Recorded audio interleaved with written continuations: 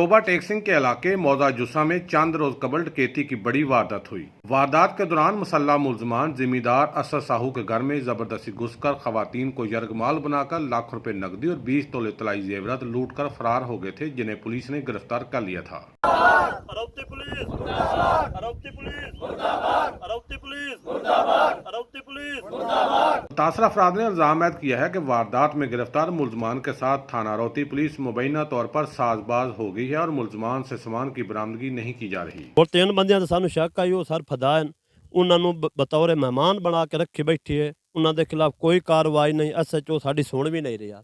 20 ਤੋਲੇ सोना 1 लाख रुपए लुट के गए जी। बच्चियां बाहर निकल के हाल उल पाई है, पुलिस ने इतला दी है जी, पुलिस परवाह नहीं रखी। मुतासरा खानदान ने एहतजाज करते हुए वज़ीर आला पंजाब समेत पुलिस के आला अफसरान से फौरी तौर पर इंसाफ का मुतालबा किया है। कैमरा मैन रशीद अंजम के साथ सुल्तान महमूद, टोबा टेक सिंह।